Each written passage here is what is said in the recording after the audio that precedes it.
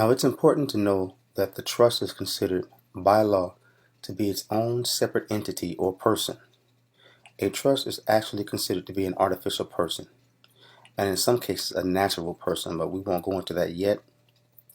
So here we'll show you what we're talking about. All right, so we're here in Wikipedia and we're going over legal persons. All right. Now, a legal person is capable of holding legal rights and obligations within a certain legal system, such as entering into contracts, suing, and being sued. All right.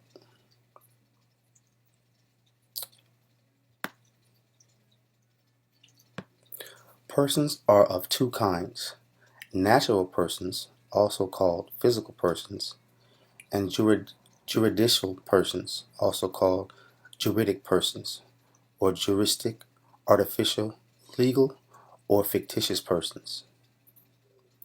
Entities such as corporations, which are treated in law as if they are persons. So we see here that corporations are considered persons. Now, while human beings acquire legal personhood when they are born, juridical persons do so when they are incorporated in accordance with law. Now, I want you to see the fact that say human beings acquire legal personhood when they are born. Legal personhood. We're going to come back to that later, but this is one of the examples by which I meant when I said whether we know it or not, we are entangled in trust law. All right. Now, we'll go down here to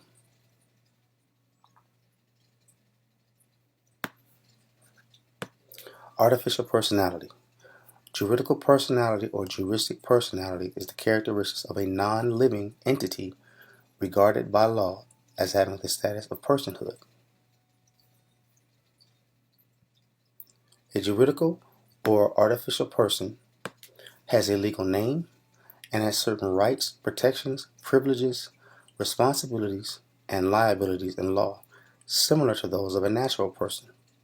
So we can see here that these juristic persons have the same rights as natural persons. They say similar, but they're basically the same. The concept of a juridical person is a fundamental legal fiction. It is pertinent to the philosophy of law as it is essential to laws affecting a corporation. Now, this is what I want you to take note of.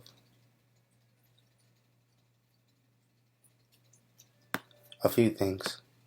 Juridical personality allows one or more natural persons to act as a single entity, body corporate for legal purposes.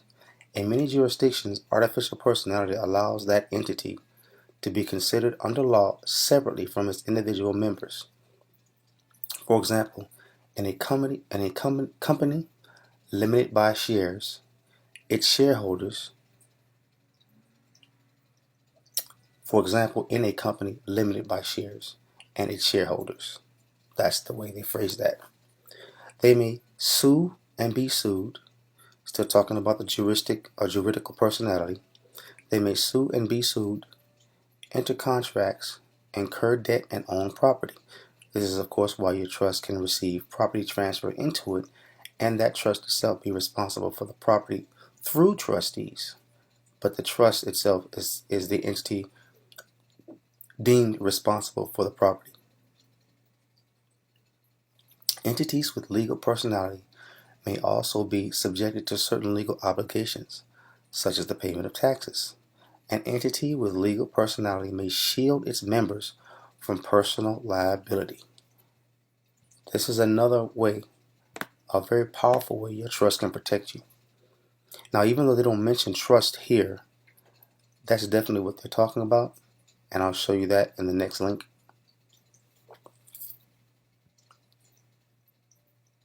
All right. So now we'll go here where it says some examples of juridical persons include cooperatives, corporations, municipal corporations, unincorporated associations, partnerships, companies, Sovereign states. Says plainly here, sovereign states are legal persons. That's another thing that you should also take note of. This is why your state can sue you, okay? And they sue your person. Remember up here where it said human beings acquire legal personhood? This is what they sue when they sue you. They don't sue you, the human being, but your state as a legal person sues your personhood. All right? Something to keep in mind. The European Union, person. Okay? The Whanganui River was granted legal personality in March 2017 under New Zealand law because the Whanganui or the Whanganui tribe, Maori tribe, regarded the river as their ancestor. Another thing that you should really take note of, okay, and you can go back over and research this stuff to see just how you can bend and twist these laws. I'm telling you, they're incredible. All right, so now we'll go back to our reading, and we witness where it said the trust can sue and be sued or own property, etc. All right, where they can incur taxes and liabilities, and an entity with legal personality may shield its member from liability. All right, so now let's go here, and we're in the Title 26 of the U.S. Code. Now this title, as you can see, deals with the Internal Revenue Service. All right, this is the code as it pertains to how they deal with all of the entities that they deal with in the commercial business realm. So we're going to go to the first one where they define a person right here.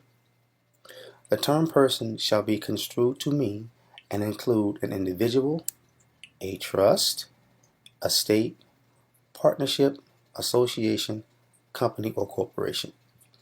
Okay, now even though the prior link that we read did not include trusts as persons, obviously here in the Internal Revenue Code, we see that a trust is designated as a person along with all of these other mentioned legal personalities, partnership, association, company, or corporation.